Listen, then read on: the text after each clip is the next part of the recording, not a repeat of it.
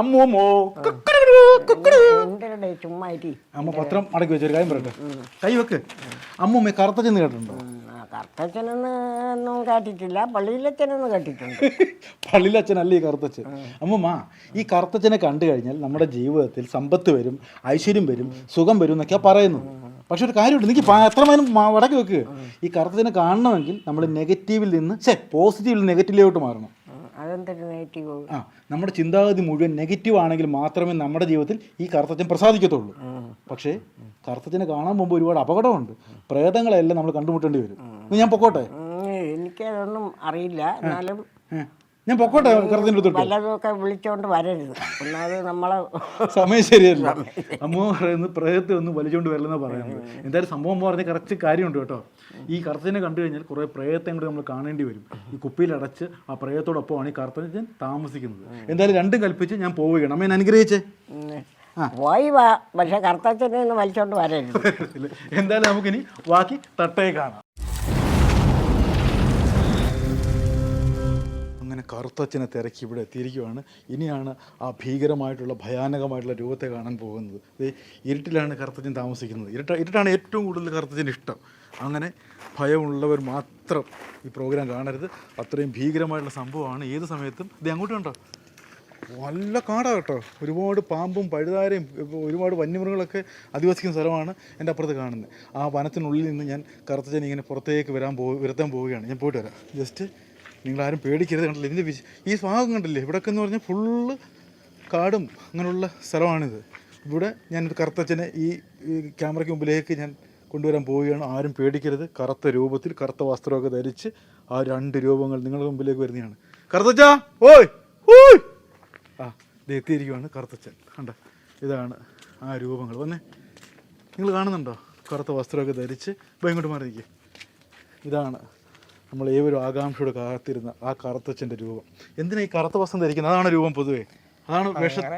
അങ്ങനെയില്ല, പൊതുവെ പ്രത്യേകിച്ച് പൂജകൾക്കൊക്കെ നമ്മൾ കറുത്ത വസ്ത്രങ്ങളാണ് ധരിക്കുന്നത് അല്ലേ? പേരെന്ന് പറയാമോ? രമ്യ. രമ്യ. ഇതിൽ ആരാണ് കറുത്തച്ഛൻ? ആരാണ്?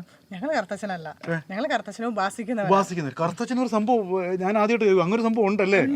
നെഗറ്റീവ് എനർജിയാണ്. നെഗറ്റീവ് എനർജിയിൽ കറുത്തച്ഛന് മേലെ ഒരു പവർ ഇല്ലെന്നാ പറയുന്നത്. അപ്പോൾ നമ്മൾ ഒരുപാട് ഹനുമാൻ ഉപാസിക്കുന്നവർ, അല്ലെങ്കിൽ ഭദ്രകാളി ഉപാസിക്കുന്നവർ, പക്ഷേ ഈ കറുത്തച്ഛൻ സംഭവം ആദ്യമായിട്ട് കേൾക്കുക കേട്ടോ. അങ്ങനെ സംഭവമുണ്ട്. ഇതിന്റെ കഥ ഈ കറുത്തച്ഛൻ പറഞ്ഞത് എന്താണെന്ന് ചുരുക്കി പറഞ്ഞ് അറിയാമെന്ന് പറഞ്ഞ് എന്താണത്? അതായത് പണ്ട് പുരാതന കാലത്ത് ക്രിസ്ത്യൻ തറവാടുകളിൽ ഉപയോഗിച്ചുകൊണ്ടിരുന്ന നെഗറ്റീവ് പവർ, അതായത് ക്രിസ്തുവിനെ പോസിറ്റീവായിട്ട് പള്ളിയിൽ ഒക്കെ ആരാധിക്കുമ്പോൾ ഈ കറുത്തച്ഛനെ അവർ വീട്ടിൽ നിലവറയിൽ രഹസ്യമായിട്ട് വെച്ച് സമ്പത്ത് വളരാൻ വേണ്ടി എന്താ പറയുക ആരാധിച്ചുകൊണ്ട് കറുത്തച്ഛൻ കൂട്ട് നടത്തിക്കൊണ്ട് ചെയ്തിരുന്ന ഒരു പവർ, അതാണ് കറുത്തച്ഛൻ. അത് നെഗറ്റീവ് പവറാണ്. നെഗറ്റീവാണ്. പക്ക നെഗറ്റീവ് സംഭവം വെച്ചാൽ ഡാർക്ക് എനർജിയാണ്. എവിടെ ഇരുട്ടുണ്ടോ അവിടെ കറുത്തച്ഛനുണ്ട് അല്ലേ?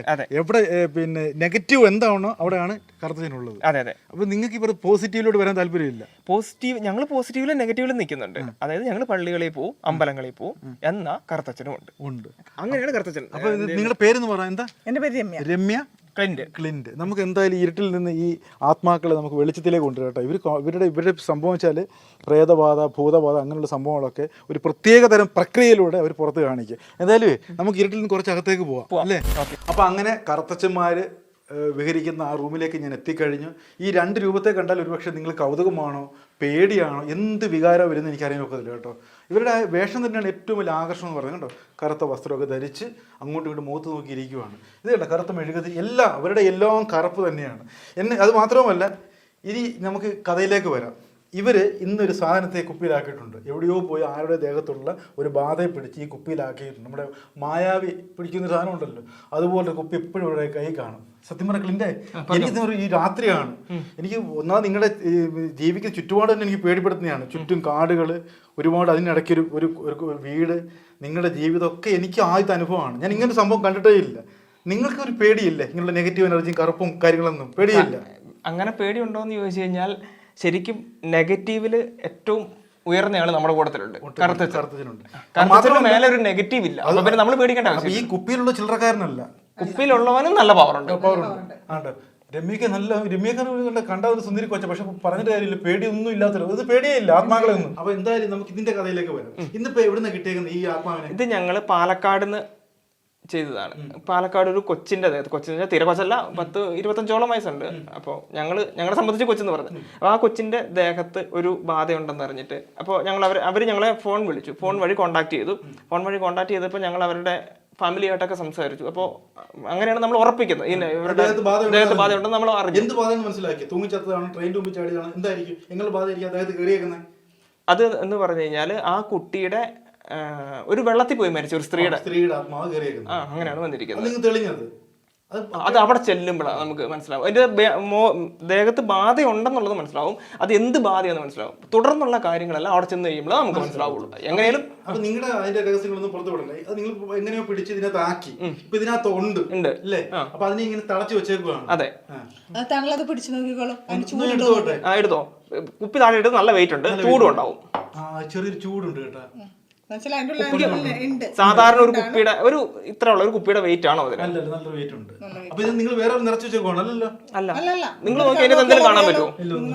അപ്പൊ ഇതിനകത്തൊരു വെയിറ്റ് കൊണ്ട് മാത്രമല്ല നല്ലൊരു സാധാരണ കുപ്പി, ഒരു മനുഷ്യ ശരീരത്തിൽ തൊടുന്ന പോലത്തെ ചൂടില്ലേ? ചൂടുണ്ട്, ചെറിയൊരു ശരീരത്തിൽ ചൂടുണ്ട്. അത് മാത്രമല്ല ഈ കുപ്പിക്ക് എന്തൊക്കെയോ ഒരു മാറ്റം വരുത്തിയിട്ടുണ്ടല്ലോ, അതെന്തോ അങ്ങനെ?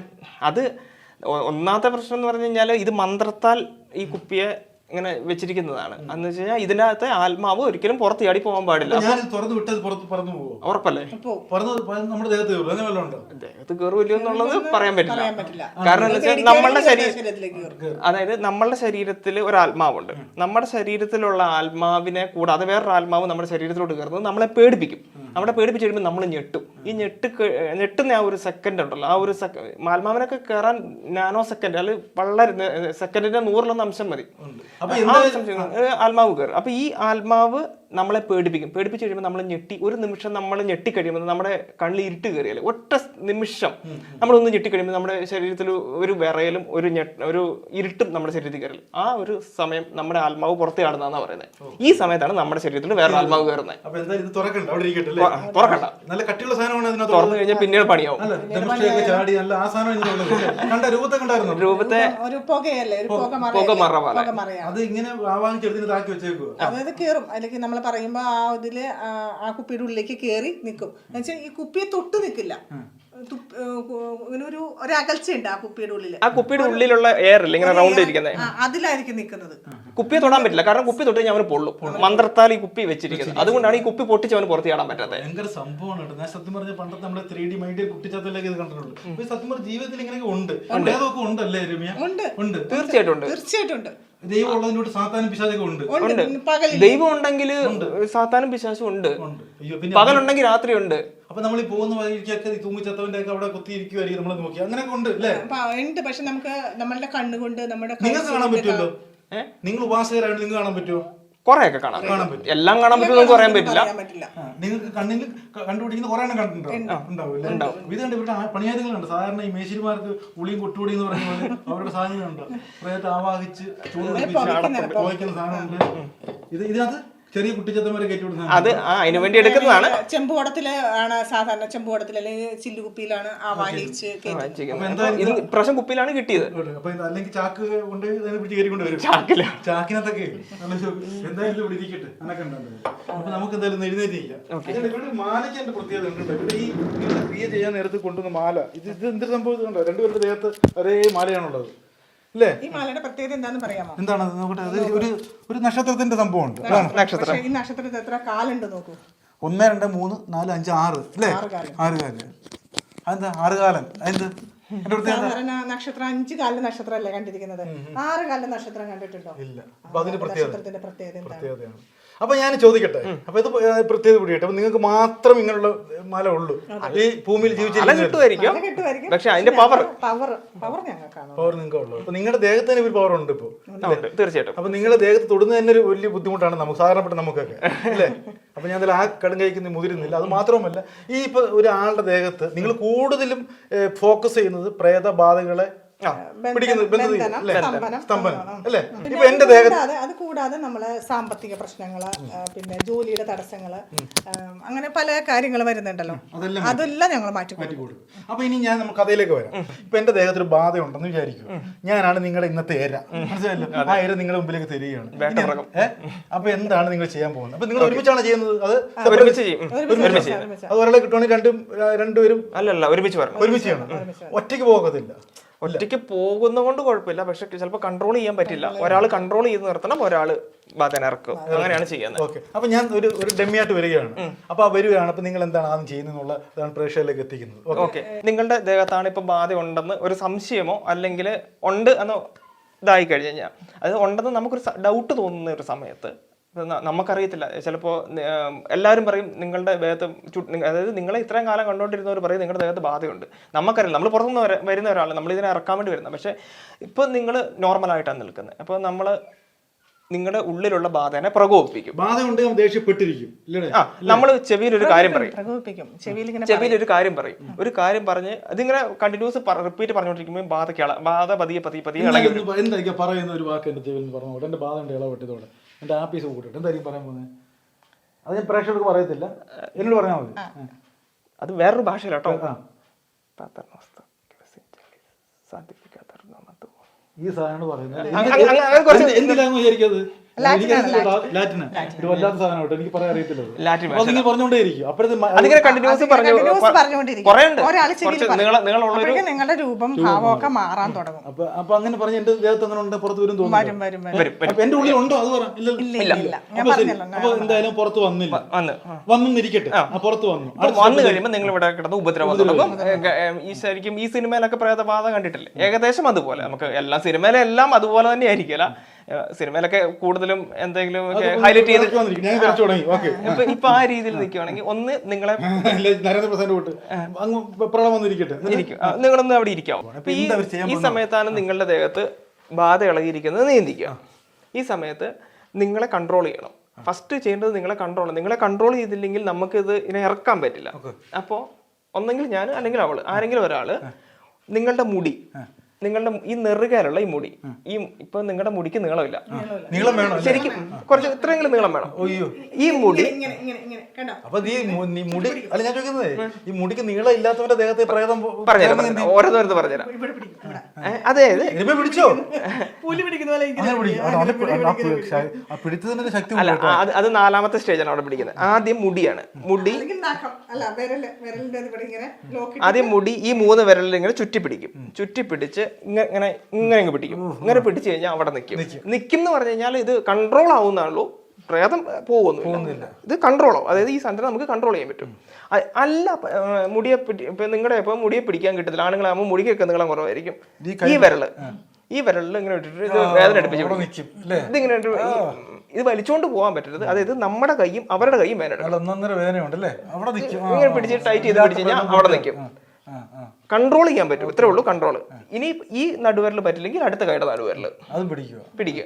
അതിനുശേഷം അതിനുശേഷം ഈ കഴുത്തിന്റെ ഇവിടെ ഇങ്ങനെ പിടിച്ച് വലിച്ചു കഴിഞ്ഞാൽ ശ്വാസം മുട്ടും. ഇങ്ങനെ പിടിക്കും. ഇങ്ങനെ പിടിച്ചു കഴിഞ്ഞാൽ അവിടെ നിൽക്കും. പക്ഷെ ശ്വാസം മുട്ടും, ചിലപ്പോൾ കുറച്ച് കഴിയുമ്പോൾ തല ഇറങ്ങാൻ തുടങ്ങും. പക്ഷെ ബാധയുള്ളവർക്ക് അത്ര കേൾക്കൂല, എന്നാലും ഉണ്ടാവും, ശ്വാസമൊക്കെ മുട്ടും. അപ്പൊ പിടിച്ചു കഴിഞ്ഞാൽ ഈ സാധനം അവിടെ നിൽക്കും. അങ്ങനെയാണ് പിടിക്കുന്നത്. ആ സാധനത്തെ എടുത്ത് കുപ്പിയിലാക്കും. എന്നിട്ട് കുറേ സമയം എടുക്കും. ചിലപ്പോൾ ബാധ ഇറങ്ങാൻ നമ്മൾ പറയും ഇറങ്ങും എന്ന് പറഞ്ഞു കഴിഞ്ഞാൽ 10 സെക്കൻഡും കൊണ്ട് ഇറങ്ങും. ചിലപ്പോൾ 10 ദിവസം വരെ എടുക്കും. എന്നാലും ചിലപ്പോൾ ബാധ ഇറങ്ങിയെന്ന് വരില്ല. അത് ബാധയുടെ ഇതുപോലെ നമ്മളുടെ ഈ ഉപാസനയുടെ പവർ പോലെ. ഞങ്ങൾ ഇപ്പൊ ഈ നിങ്ങളിൽ ആർക്ക് ഏറ്റവും ശക്തിയുള്ളത് ആർക്കാ? അത് തുല്യമാണ്. ആണല്ലേ? ഇന്നയാൾക്ക് കൂടുതൽ കുറവൊന്നുമില്ല, രണ്ടുപേർക്ക് തുല്യമാണ്. പിന്നെ നമ്മൾ ഇതിൽ പോകുന്നതെന്ന് പറഞ്ഞു കഴിഞ്ഞാൽ പെട്ടെന്ന് ഇന്നിപ്പോ നിങ്ങൾ വിളിച്ച് ഇന്ന് തന്നെ നിങ്ങളുടെ അടുത്തേക്ക് വരുമൊന്നുമില്ല. ഞങ്ങള് എടുത്ത് 3 ദിവസം ഉപവാസം, അതിന് കുറച്ച് ചിട്ടവട്ട കാര്യങ്ങളുണ്ട്. ചാടി കയറി ഇപ്പൊ നിങ്ങളുടെ അടുത്ത പവർ എത്രത്തോളം ഉണ്ട് നമുക്ക് അറിയത്തില്ല. അതുകൊണ്ട് ഇല്ല, അങ്ങനെ ആക്രമണം വന്നിട്ടില്ല, ആക്രമണമായിട്ട് വന്നിട്ടില്ല. അപ്പൊ എത്ര പ്രേതം ഇതുവരെ പിടിച്ചാണ് ഇത്രയും പ്രേതം ഭൂതം ബാധ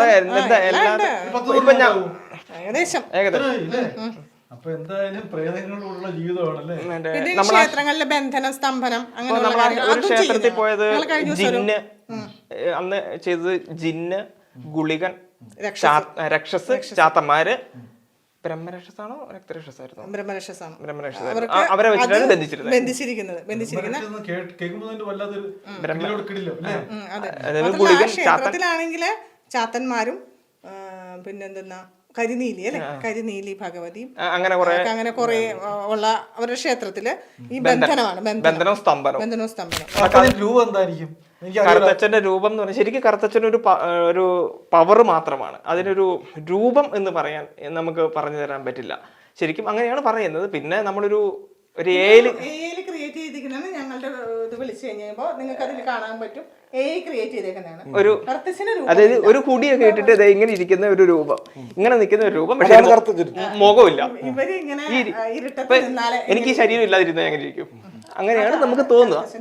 അതൊരു നമ്മൾ ക്രിയേറ്റ് ചെയ്തതാണ്. അങ്ങനെ കറുത്തച്ഛൻ വെളുത്തച്ഛൻ എന്തൊക്കെ കേൾക്കണമല്ലേ. എന്തായാലും ഭയങ്കര വിശ്വാസങ്ങൾ നമ്മുടെ സമൂഹത്തിലുണ്ട്. അത് ശരി ഏത് തെറ്റ് ഏതൊന്നും എനിക്കറിയത്തില്ല. എല്ലാം കാണുന്ന പ്രേക്ഷകർ സ്വീകരിക്കും അല്ലെ. നമ്മളായിട്ടൊന്നും അഭിപ്രായം പറയുന്നില്ല.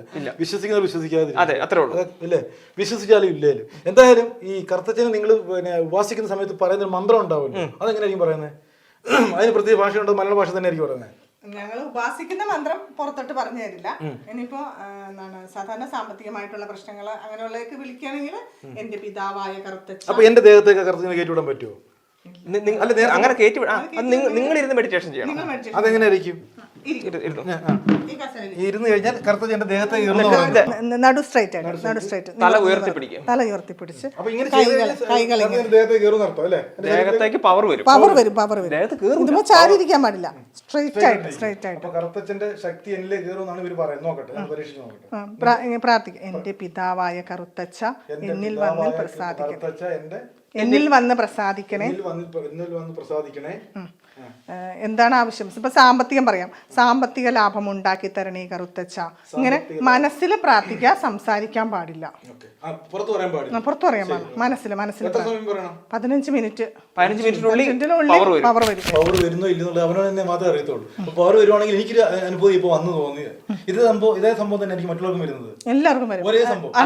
ഒന്നെങ്കിൽ ചൂടായിട്ട്, അല്ലെങ്കിൽ തണുപ്പായിട്ട്, അല്ലെങ്കിൽ ഒരു ഷോക്ക് പോലെ, ചെറിയൊരു വൈബ്രേഷൻ പോലെ, ഷോക്ക് പോലെ, അല്ലെങ്കിൽ കൂടെ ഒരാൾ നിൽക്കുന്നതായിട്ട്, അല്ലെങ്കിൽ തലോടുന്നതായിട്ട്, ഇവിടെയോ കൈമേലൊക്കെ ചൊറിയുന്നത്. അപ്പൊ നമ്മള് കൈയെടുത്തിട്ട് മാന്താൻ പറ്റില്ല. ശല്യം ഒന്നും ഉണ്ടാക്കില്ല. ഒരു ശല്യമില്ല. അപ്പൊ എന്തായാലും നമുക്ക് വൈൻഡ് അപ്പ് ചെയ്യാം. എന്തായാലും ഈ കറുത്തച്ഛന്മാരുടെ നിൽക്കും. അപ്പൊ എന്തായാലും സത്യം പറഞ്ഞ രണ്ട് അപ്പുറം ഇപ്പുറം എല്ലാം രണ്ട് കറുത്തച്ഛന്മാർ നിൽക്കുകയാണ്. അപ്പം ഈ എപ്പിസോഡ് ഒരു പുതിയ അനുഭവമായിരിക്കും നമ്മുടെ പ്രേക്ഷകർക്ക്. ഒരുപാട് വിശ്വാസങ്ങളിൽ ഒരു വിശ്വാസം മാത്രമാണ് കറുത്തച്ഛൻ വിശ്വാസം. എന്തായാലും നമ്മളായിട്ട് ഒന്നും അഭിപ്രായം പറയുന്നില്ല. എല്ലാം നിങ്ങൾക്ക് കൊടുക്കുകയാണ്. അതിൽ ശരിയേത് തെറ്റേത്. എന്തായാലും കറുത്തച്ഛൻ്റെ ഈ വിശേഷങ്ങൾ എല്ലാ പ്രേക്ഷകർക്കും ഇഷ്ടമെന്ന് വിചാരിക്കുന്നു. ഇനി അടുത്ത എപ്പിസോഡിൽ മറ്റൊരു കിടിലൻ സംഭവമായിട്ട് വീണ്ടും ഞാൻ ഒന്ന് ടാറ്റു കൊടുക്കും പ്രേക്ഷകർക്ക്. ബൈ.